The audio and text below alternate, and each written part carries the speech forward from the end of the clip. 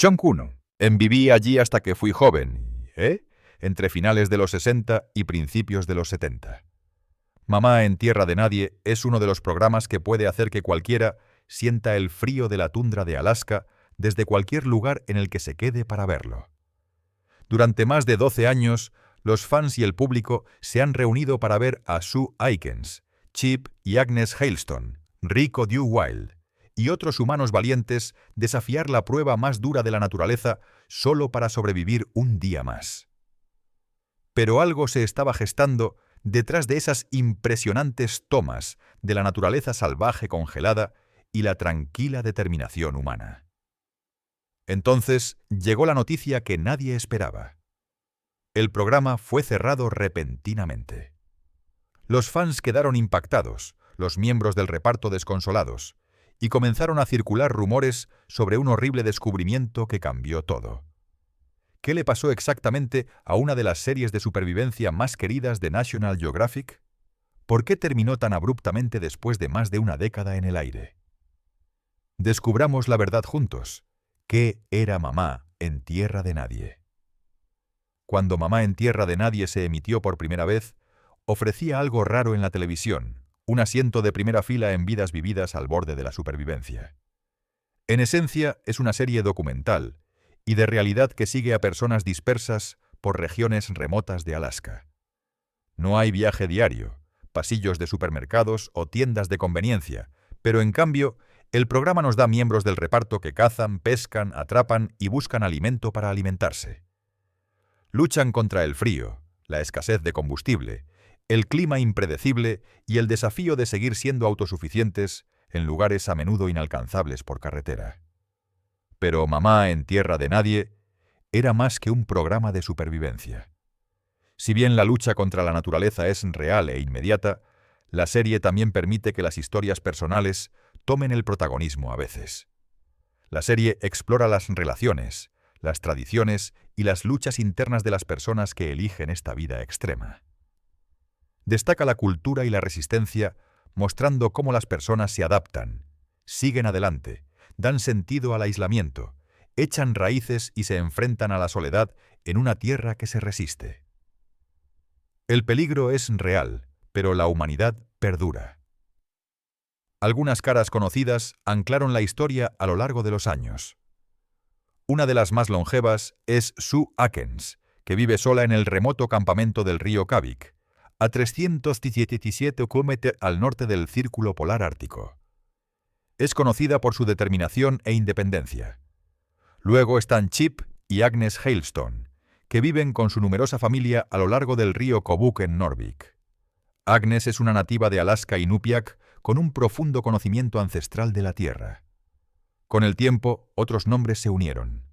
Rico Dew Wild, Andy Basic y, más recientemente, miembros más jóvenes del reparto de los programas derivados se incorporaron al programa principal.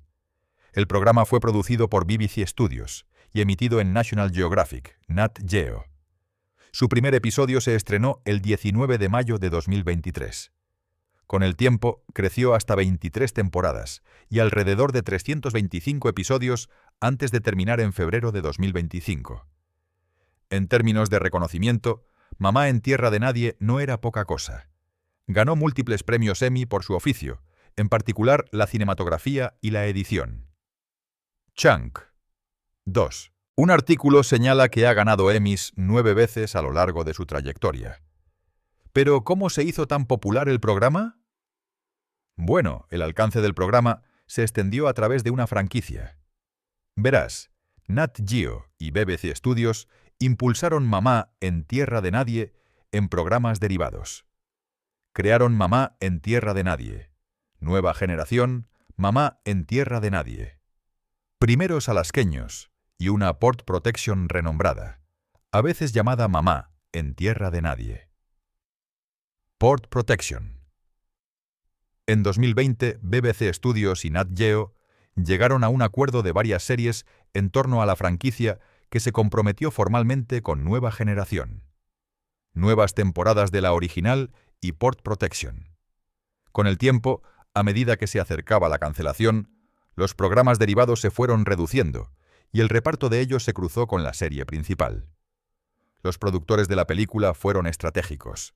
Sabían exactamente qué impulsaría el tráfico y no dudaron en hacerlo. Pero ¿por qué Mamá en Tierra de Nadie atrapó a la gente de la manera en que lo hizo?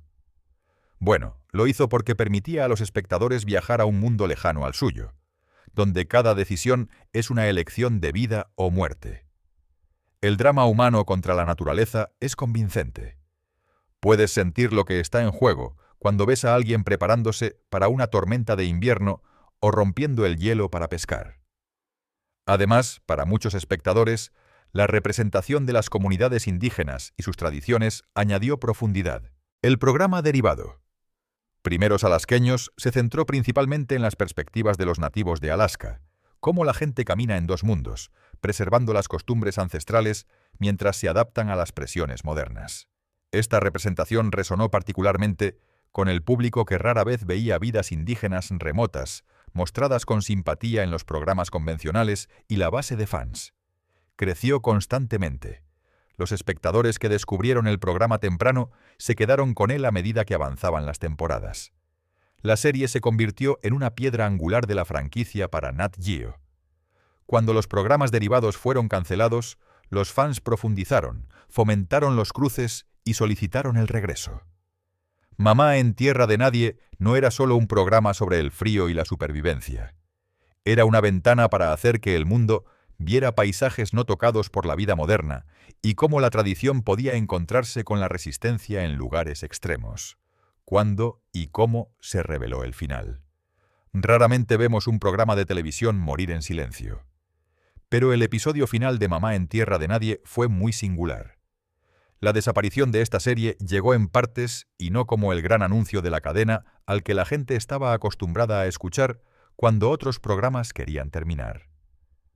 El final empezó a contarse a partir de publicaciones del reparto, entrevistas y confirmaciones de fuentes internas, y todo esto construyó una enorme nube de expectación.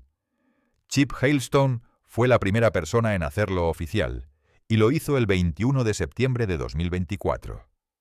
Chunk 3, en ese hermoso día, recurrió a X, antes conocido como Twitter, e hizo una publicación que decía: «Bueno, amigos, finalmente es oficial. Mamá en Tierra de Nadie ha seguido su curso. Ningún contrato significa simplemente no más Mamá en Tierra de Nadie».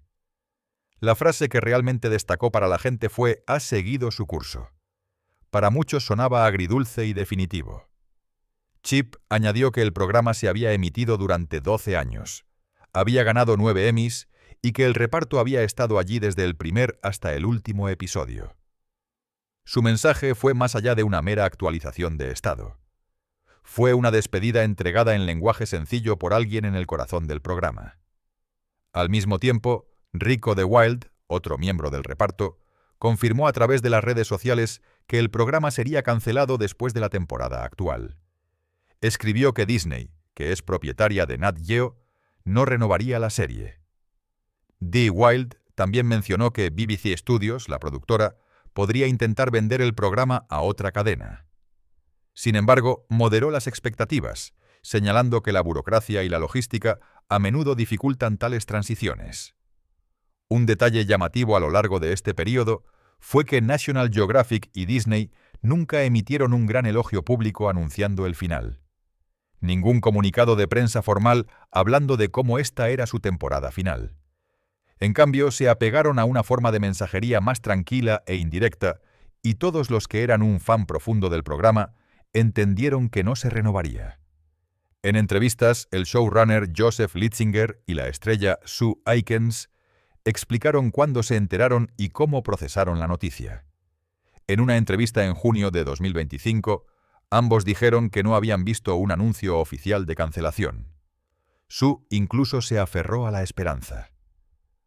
«No he visto ningún anuncio de la cadena que diga que hemos cancelado», dijo. «Así que existe esta burbuja de esperanza, tal vez se esté produciendo una reorganización». Joe también admitió que muchos programas en las cadenas modernas cambian o se contraen silenciosamente. Reconoció que las cosas podrían estar todavía en movimiento entre bastidores. Sin embargo, durante esas mismas entrevistas, los entrevistadores no dudaron en preguntarles cuándo empezaron a ver cómo se desentrañaba el final de su programa. Según Joe y Sue, todo comenzó internamente alrededor de diciembre del año anterior. El equipo sospechó que el programa podría no regresar para este momento porque la escritura estaba en la pared. El reparto y el equipo confirmaron más tarde sus sospechas. Sorprendentemente, los programas derivados fueron los primeros en sentir realmente el cambio. Mamá en tierra de nadie. Nueva generación, primeros alasqueños. Y la Port Protection, renombrada bajo el paraguas de LBZ, fueron canceladas antes de que el final de los programas principales fuera totalmente reconocido. A medida que esos programas fueron recortados, los miembros del reparto comenzaron a fusionarse en la temporada final de la edición principal, y la gente entonces vio esto como una consolidación del talento, tal vez un último intento de reunir todo lo que la franquicia representaba. Según los medios de comunicación, se informó oficialmente de que Mamá en tierra de nadie había sido cancelada el 10 de noviembre de 2024. Muchos medios de comunicación señalaron entonces que la temporada 23 sería la última. Según los informes de Realidad Desdibujada, la cadena no había renovado el programa y no produciría una temporada 24. Chunk 4. El momento sugería que la decisión de la cadena o corporativa se tomó en silencio y las declaraciones del reparto obligaron efectivamente a que las confirmaciones públicas salieran a la luz. El programa terminó oficialmente en febrero de 2025 con la emisión del último episodio el 23 de febrero. Eso marca el cierre de una trayectoria que comenzó el 19 de mayo de 2013. Si hay un descubrimiento horrible en todo esto, no es un monstruo en el bosque. Es la dura realidad de la economía televisiva, la estrategia corporativa y la brecha entre los sueños creativos y las decisiones empresariales. En primer lugar, el cambiante panorama televisivo. La audiencia de la televisión por cable ha disminuido. El streaming ha aumentado. Y las cadenas lineales están bajo presión. Todo el mundo sabía que Mamá en tierra de nadie era un programa insignia fuerte en la programación de Nat Geo. Aún así, la verdad es que incluso el contenido insignia a veces puede ser muy escrutinado, especialmente cuando el presupuesto se aprieta. Cuando Disney tomó el control de National Geographic, una de las primeras cosas que hicieron fue anunciar su deseo de recortar más de $2.000 millones en gastos en todas sus divisiones. Esto incluía activos de cable y televisión lineal. Los analistas creen que las cadenas lineales de Nat Geo estaban bajo evaluación con los costes de contenido bajo una revisión estricta. La segunda verdad horrible es la de la propiedad y la dinámica del contenido. Mamá en tierra de nadie es producido por BBC Studios, no por Disney o Nat Geo. Esas diferencias importan porque los programas propiedad de la cadena o la matriz a menudo tienen más protección interna. Después de todo, las cadenas conservan sus ingresos y derechos de contenido. Por otro lado, los programas licenciados o coproducidos pueden ser más difíciles de justificar bajo recortes de costes. En lo que hay en Disney Plus, un analista escribió que Disney podría preferir invertir en contenido de su propiedad en lugar de continuar con programas de alto coste dirigidos por estudios externos. El tercer hecho horrible son los anfitriones y el riesgo de producción. El entorno del programa era implacable. Los equipos trabajaron en temperaturas bajo cero en terrenos remotos y con paquetes de equipos vulnerables a la congelación o al fallo. Las cámaras debían sobrevivir al frío extremo. La logística consistía en enviar el equipo. El viaje del equipo y las líneas de suministro eran caros. En su entrevista, Joe Litzinger dijo que cada decisión creativa tenía que honrar primero el entorno, lo que significaba que la escala del programa estaba limitada por lo que la naturaleza permitiera. También dio crédito a los directores de fotografía que trataron la producción como un largometraje a pesar de las duras condiciones como las baterías congeladas, el equipo mínimo y los osos cercanos. La cuarta es la rentabilidad frente a las prioridades. Habiendo tenido más de 23 temporadas, el programa se había vuelto caro. En la industria, las carreras más largas a menudo se enfrentan a rendimientos marginales decrecientes a medida que la novedad se desvanece, los costes aumentan y el público se estanca. Chunk 5. En los informes, Mamá en tierra de nadie Fue incluido entre múltiples programas de Nat Geo, como Wicked Tuna y Dr. Paul, que fueron cancelados aproximadamente al mismo tiempo, como parte de un recorte de costes más amplio y la contracción de la programación. Muchos insiders vieron Mamá en Tierra de Nadie como un daño colateral en una reorganización corporativa en lugar de un solo programa fallido. Curiosamente, cuando se le preguntó a Sue sobre el cierre, se aferró a la esperanza. Dijo que no había visto una cancelación formal y creía que podría haber una reorganización en juego. También reveló que se había estado preparando para la vida más allá del programa, expandiendo sus cabañas, pensando en un segundo campamento. También compartió que su equipo había vivido en duras condiciones a lo largo de los años, a veces en tiendas de campaña o pequeños remolques a 40 grados con comodidades mínimas. Para ella y Joe, la cancelación fue dolorosa, pero no sorprendente en retrospectiva. Entendieron las presiones. Después de todo, Joe reflexionó que los medios de comunicación están cambiando, especialmente con el auge del contenido al estilo de los influencers y los vídeos directos a la cámara. Todo esto significaba que el género estaba cambiando y la cadena necesitaba seguir la tendencia. Señaló que los miembros del reparto estaban explorando sus propios canales de contenido utilizando YouTube, Instagram y otras plataformas para mantenerse conectados con su público. Así que el descubrimiento más horrible no es un escándalo oculto o un secreto. Es la silenciosa verdad de que incluso los programas más queridos no están seguros. También deben pasar por el frío camino de los contratos, la propiedad, el coste frente a los ingresos y el cambio de prioridades corporativas. Luchas y realidades entre bastidores. Cuando ves Mamá en Tierra de Nadie, ves valentía, supervivencia, belleza y el austero paisaje ártico. No siempre ves las peleas fuera de cámara, los peligros asociados a la producción e incluso los costes personales que conlleva estar detrás de la lente. Todo el mundo sabía que no sería un día agradable en la producción de la naturaleza salvaje. Cada vez que querían filmar Mamá en Tierra de Nadie, el rodaje de la serie siempre traía consigo temperaturas de congelación, equipos rotos y una logística brutal, empujando constantemente al programa y a su equipo a sus límites. Según el showrunner Joseph Litzinger, la filmación en los inviernos de Alaska presentaba continuas pesadillas técnicas. Las pantallas LCD de las cámaras a menudo se congelaban, dejándolas inútiles. Las baterías se agotaban en minutos.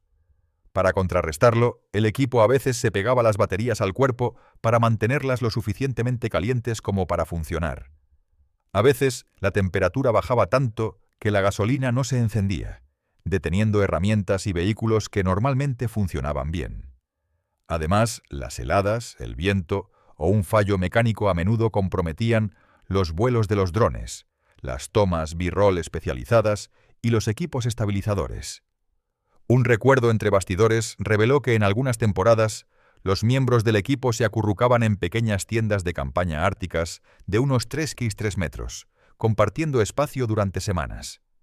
El frío era tan castigador que incluso las letrinas eran inviables, y no pasó mucho tiempo antes de que el equipo recurriera a usar un cubo en una esquina de la tienda cuando la naturaleza llamaba. Además, las escenas de supervivencia conllevaban un peligro real detrás de ellas. Joseph Litzinger ha admitido abiertamente que el programa experimentó congelaciones, huesos rotos y roces con la vida silvestre a lo largo de los años. Chunk 6. En más de una ocasión, miembros del equipo se han caído en ríos helados, se han resbalado de barcos en movimiento o se han deslizado por terrenos escarpados. Incluso un segmento hacía referencia a un operador de cámara que tuvo que saltar de un tejado durante un rodaje muy extremo. Por si esto no fuera suficiente, la visibilidad desaparecía por completo durante tormentas extremas, ventiscas o incluso blanqueamientos. Así que, cuando querían filmar con esos vientos de 40 grados o peores, cada ajuste, que incluía enfocar, pulsar botones o cualquier otra cosa, se convertía en una batalla. La imprevisibilidad del tiempo significaba que a veces los rodajes tenían que ser cerrados abruptamente, o tenían que dejar a los equipos varados sin una ruta segura a casa.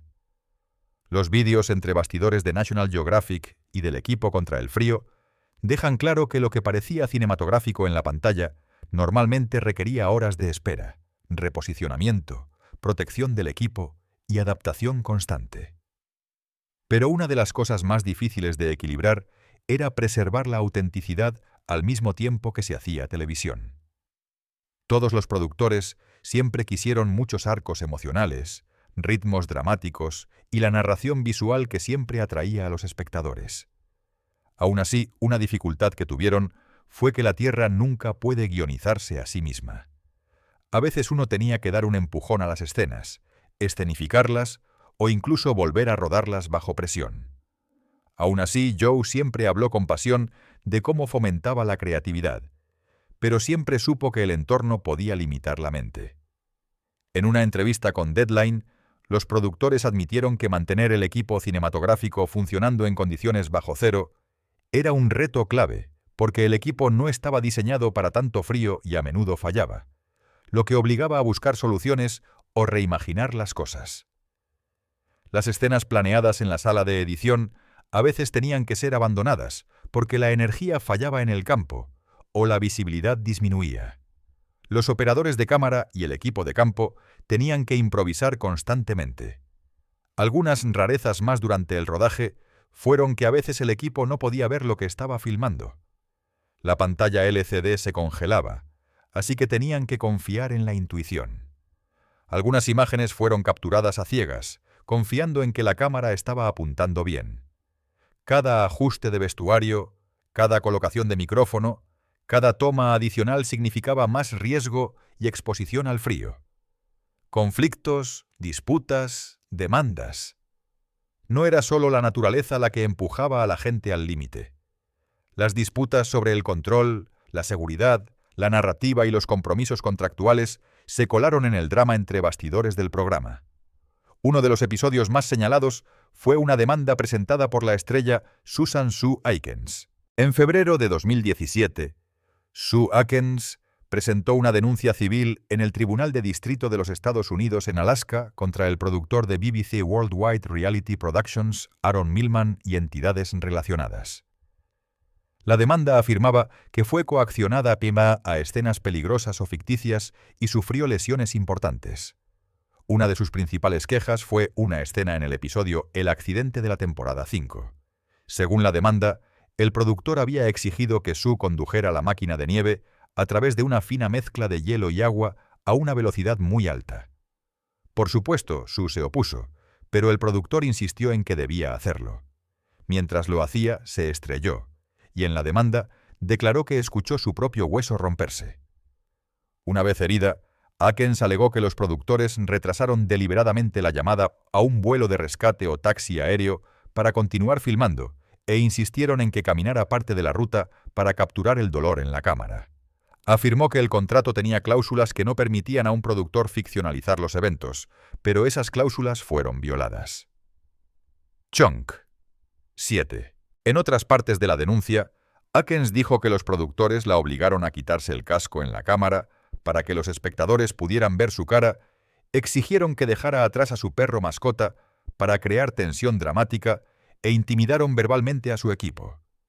El representante de la BBC respondió que no habían recibido todavía una copia de la demanda en el momento de informar. La disputa expuso la tensión entre la realidad y la narrativa, especialmente cuánto controlan los productores y cuánta seguridad sacrifica el reparto por el drama. Aparte de las demandas, muchos miembros del reparto e insiders han discutido cómo algunas personas de la serie fueron representadas erróneamente a lo largo de la serie. Algunos miembros del equipo y del reparto dicen que algunas escenas fueron reordenadas, algunos audios no coincidían y algunas de sus interacciones fueron enfatizadas de maneras específicas solo para aumentar el drama. Aunque estas afirmaciones son más complejas de precisar en los registros públicos, son comunes en la televisión sin guión. La edición es una herramienta poderosa. La verdad es que los productores a menudo caminaban en una línea muy delgada para capturar momentos reales, pero también para asegurarse de que el ritmo, los arcos de la historia, los conflictos y los picos emocionales fueran capturados perfectamente. Para poder hacer eso, a veces significaba que tenían que superar los límites. Littinger incluso admitió que los estudios tienen expectativas y que era el trabajo de los productores equilibrar la verdad en el campo con lo que haría que el programa fuera digno de ver. Sin embargo, el coste de Mamá en tierra de nadie se movió más allá de solo cámaras, logística y demandas. Avanzó a lo personal, local y cultural. Filmar en lugares remotos extremos generalmente demanda recursos locales como guías, pilotos de la selva, suministro de equipo local, alojamiento donde sea posible, comida, logística, combustible y transporte. El programa proporcionó ingresos adicionales, empleos y actividad económica auxiliar para muchas comunidades remotas de Alaska. Como resultado del hecho de que algunos lugares rara vez reciben publicidad, la presencia singular de los equipos de producción en los pueblos trajo un impulso económico perfecto y significativo a la comunidad. Así que cuando el programa finalmente fue cerrado, también significó que tenían que despedirse de esos contratos secundarios que estaban ayudando al pueblo. Para muchos miembros del reparto, Mamá en tierra de nadie era más que un papel en la televisión. Era ingreso, exposición e identidad. A lo largo de 23 temporadas, personas como Sue, Chip, Agnes, Rico y Andy construyeron perfiles públicos, pequeñas empresas, oportunidades para hablar, enlaces de mercancía y más. El programa les dio una voz, un seguimiento, a veces incluso una fuente de ingresos complementaria. La cancelación significó más incertidumbre porque sin el programa, las oportunidades se reducen, especialmente en lugares alejados de los centros de medios tradicionales. Una de las mayores fortalezas de Mamá en tierra de nadie fue la inclusión de voces indígenas, especialmente en miembros del reparto como Agnes Hailstone y su familia. Sus tradiciones inupiaq, su conocimiento de la supervivencia y sus valores comunitarios siempre fueron tejidos en los episodios, dando a los espectadores un vistazo de la vida de los nativos de Alaska. A través del primer programa derivado de Alaska, esas narrativas obtuvieron aún más protagonismo. El final del programa, por lo tanto, no es solo una pérdida de entretenimiento, es una pausa o posible final de una plataforma para voces subrepresentadas. En su entrevista de 2025, Sue lamentó que la cancelación del programa sea una pérdida para la narración indígena. Reacciones y consecuencias. Tan pronto como el cierre de Mamá en tierra de nadie se hizo público, la respuesta y las reacciones fueron inmediatas, emocionales y de amplio alcance. Cada miembro del reparto y del equipo habló sobre la pérdida y la incertidumbre que se avecinaba. Chunk 8. Incluso los fans del programa se lamentaron, y los medios observaron, adentrándose en el análisis. Examinemos cómo reaccionaron algunos de los miembros del reparto y del equipo. Desde dentro, la cancelación golpeó duro. Sue Aikens, una de las miembros del reparto más conocidas de Mamá en tierra de nadie, luchó duramente con la ambigüedad. En una entrevista en junio de 2125, Sue dijo que no había visto ningún anuncio formal de la cadena de que habían cancelado el programa. Así que existe esta burbuja de esperanza. Tal vez haya mucha reorganización en marcha, reflexionó. Confesó que echaba de menos al equipo. Se convirtieron en familia. Incluso llegó a decir a todo el mundo que había empezado a planificar más allá del programa. Se había encargado de ampliar sus cabañas, abrir un segundo campamento y gestionar la tierra sobre la que todavía tenía control en Kavik. Por cómo hablaba, su tono era una mezcla de tristeza y un movimiento resiliente hacia adelante. En cuanto a Chip Hailstone, dio la noticia el 1 de septiembre de 2024 y no se contuvo en sus palabras. Sus publicaciones en Twitter fueron una de las primeras señales que mostraron a la gente que el programa estaba terminando lentamente. La publicación llevaba mucho peso, especialmente cuando habló de cómo el programa duró 12 años y tuvo 9 premios Emmy. Fue a la vez una despedida y una declaración del legado del programa. Rico Dew Wild también habló públicamente en Instagram. Escribió: «Solo quiero que la gente sepa que sí. Después de que se emita esta nueva temporada, el programa Mamá en tierra de nadie será cancelado por Disney, que es propietaria de Nat Geo». En una publicación de Facebook, expresó su decepción y esperaba que otro canal pudiera recogerlo. En la cobertura de los medios de comunicación, Rico también destacó que el programa había ayudado a muchas personas en la comunidad. Este programa realmente ayudó mucho financieramente y proporcionó mucho trabajo para la comunidad de Julia, en lo que respecta a la logística del equipo de filmación.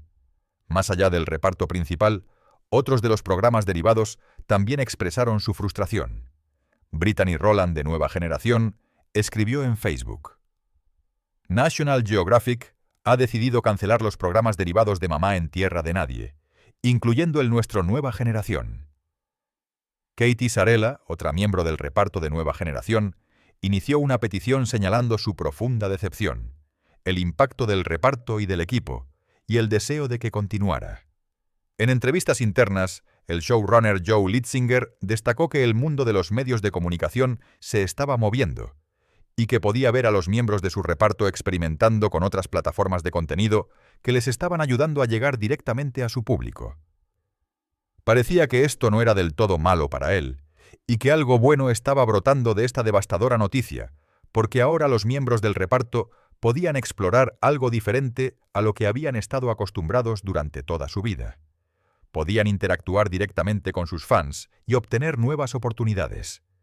Reacciones de los fans y de la comunidad. Cuando los fans escuchan cancelado, la respuesta rara vez es tranquila.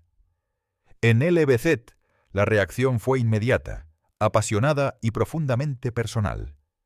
En Reddit, los fans se unieron detrás de peticiones como «Revivir los programas derivados de Mamá en Tierra de Nadie», un encabezado estándar en nuestra vida en Tierra de Nadie.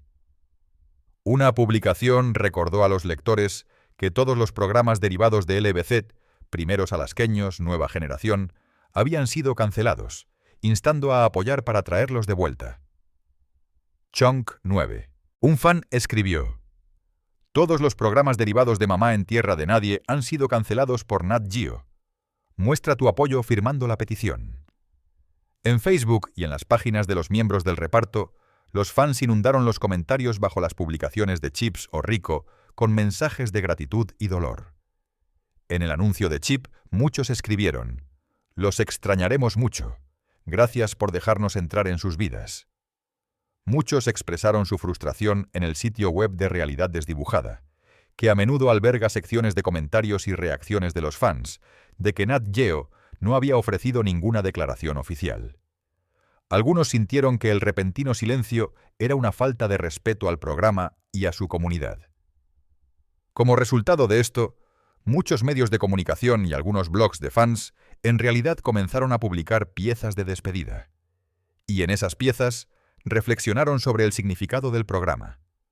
Les mostró que el programa había muerto y les había quitado una parte considerable de sus vidas en el proceso. Al mismo tiempo, algunos fans se centraron en cómo Mamá en Tierra de Nadie pasó de ser una serie de televisión sobre supervivencia a enseñarles sobre resiliencia, conexión con la tierra, tradiciones indígenas e incluso cuán frágil puede ser la vida humana en los lugares más extremos. En esas reflexiones, un tema recurrente fue este: cuando las cámaras se van, la naturaleza no cambia. La tierra sigue siendo peligrosa, sigue siendo hermosa, sigue siendo implacable. La gente continúa. Las historias, ahora sin cámaras, continúan en lugares tranquilos. Cuando los fans se dieron cuenta de que firmar peticiones y todo eso no traería de vuelta su querido programa, fueron a Reddit y a los foros de fans para expresar su incredulidad y comenzar una discusión. Lo cancelaron fue un estribillo común. Algunos parecen sentirse personalmente despojados, como si una conexión que cultivaron durante años estuviera terminando. Un fan en Mamá en Tierra de Nadie escribió: «Extraño Port Protection. Tráiganlos de vuelta». Otros especularon por qué sucedieron las cancelaciones. Algunos culparon a los ejecutivos, otros señalaron las cambiantes tendencias de los medios, pero la mayoría regresó a la memoria mientras hablaban sobre qué episodios los tocaron, qué momentos del reparto se sintieron reales, qué relaciones les hicieron preocuparse. Los fans también discutieron cómo la desaparición de este tipo de programa significaba que el mercado para la narración documental lenta de la vida remota estaba bajo amenaza. Muchos lamentaron que los grandes programas de acción fueran más fáciles de renovar que los basados en la resistencia silenciosa. Seguro que todo el mundo estaba de luto a su manera, y el tono en línea era más ira que tristeza. Reacción de la industria y los medios de comunicación. Los periodistas señalaron que la cancelación de Mamá en Tierra de Nadie se produjo junto con otras. Wicked Tuna y el increíble Dr. Paul, ambos realities de larga duración de Nat Geo, fueron cancelados en el mismo periodo. Esto sugirió una purga sistémica, no un hecho aislado. En el final de la serie de televisión, el informe decía: si bien Nacio aún no ha anunciado las cancelaciones, las personas que trabajan en los programas han confirmado que han terminado. Tal fraseología, sobreconfirmada por insiders, refleja un cambio en cómo se comunican las cancelaciones. Se están haciendo silenciosamente y a través de filtraciones en lugar de la fanfarria de la cadena. Chunk 10. Los analistas argumentaron que los realities sin guión y documentales son especialmente vulnerables en una era de streaming. Esto se debe a que las plataformas prefieren contenido que posean o puedan monetizar directamente. Programas como Mamá en Tierra de Nadie, producidos por BBC Studios, son probablemente víctimas de ese cambio. Watson Disney señaló que debido a que Mamá en Tierra de Nadie no era propiedad de Disney, el mantenimiento de los contratos se volvió menos atractivo bajo la presión de los costes. En el comentario de Realidad Desdibujada, un productor expresó su frustración, diciendo que el personal e historias indígenas fueron promovidos primero a través de Primeros Alasqueños, luego trasladados a Mamá en Tierra de Nadie. Muchos insiders se sienten completamente excluidos y argumentan que sus voces han sido borradas. Otro análisis señaló que el auge de los creadores que se filman a sí mismos, los youtubers, los influencers de las redes sociales, reduce la dependencia de los equipos y el equipo. Joe Litzinger observó esto en las entrevistas. Algunos miembros del reparto comenzaron a crear su propio contenido directamente, cambiando el ecosistema de cómo los espectadores consumen historias de supervivencia. Entonces, ¿qué crees que pasó detrás de las cámaras de Mamá en Tierra de Nadie? ¿Ese impactante descubrimiento causó el cierre o fue solo el resultado de años de luchas ocultas que finalmente alcanzaron al programa? Déjanos saber tus pensamientos en los comentarios a continuación. Si disfrutaste de este video, no olvides darle me gusta, compartir y suscribirte a nuestro canal para obtener información más profunda sobre tus programas favoritos y las historias no contadas detrás de ellos.